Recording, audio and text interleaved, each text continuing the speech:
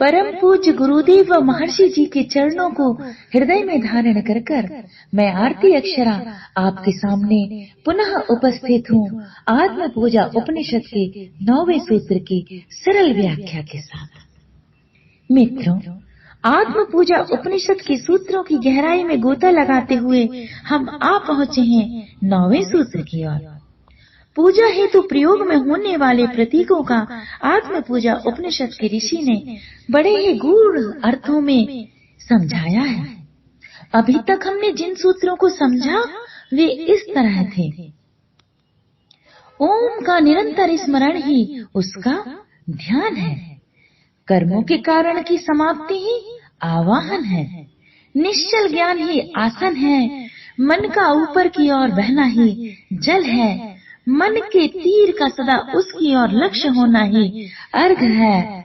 अपने भीतर के प्रकाश और अंतर में स्थित अनंत अमृत में निरंतर केंद्रित होना ही स्नान है। हर तरफ उसकी अनुभूति होना ही गंध है।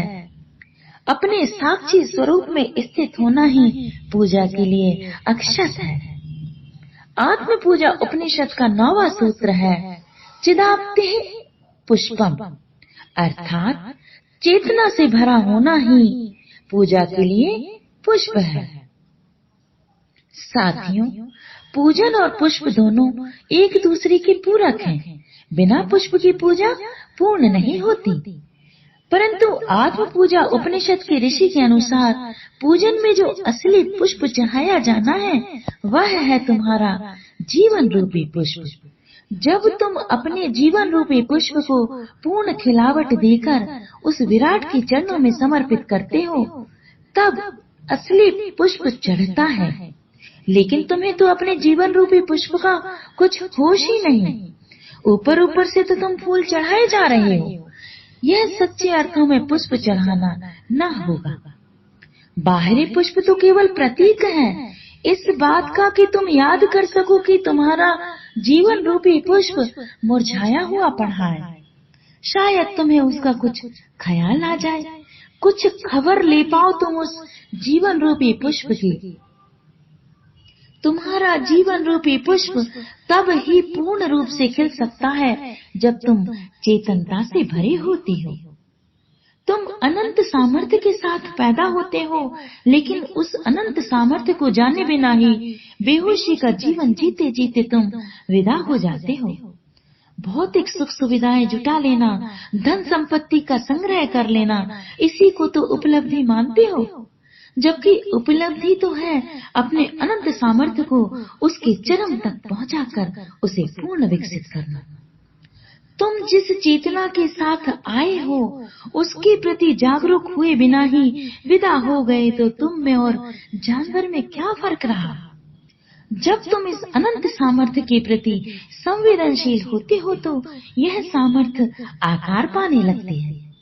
अनंत सामर्थ्य को आकार प्राप्त करके जब तुम चेतना से भरे हुए होते हो तब पूजन में पुष्प का चढ़ाया जाना सार्थक हो जाता है। जब तुम्हारी यात्रा देह भाव से उठकर चैतन्यता की ओर होती है, जब तुम्हारी यात्रा देहो हम से शिवो हम तक होती है, जब तुम्हारी यात्रा पशु से पशुपति नाथ की ओर होती है, तब तुम्हारा जीवन रूपी पुष्प अपनी चरम संभावना को प्राप्त करता है और तुम चेतनता के फुहारों से भीगे हुए तरोताजा फूल की तरह खिल जाते हो।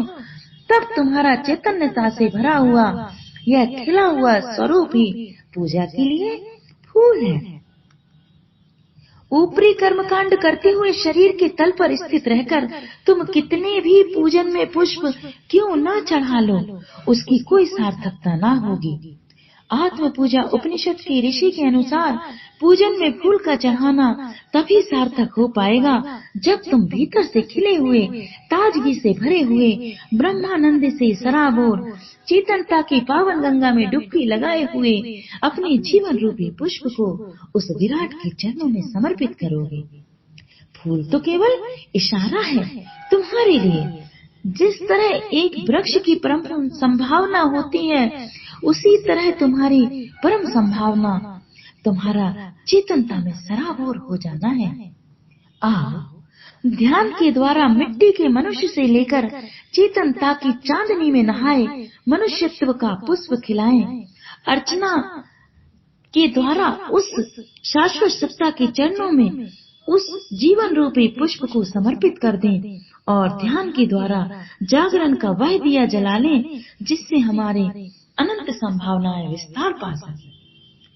आओ हम संकल्प करें कि डाली में खिले हुए फूल को उससे अलग ना करेंगे, बल्कि उस फूल से प्रेरणा लेकर अपने भीतर के परम पुष्प को खिलाकर परम सत्ता को समर्पित करेंगे। उठो, जागो, तोड़ दो जन्मों की बेहोशी।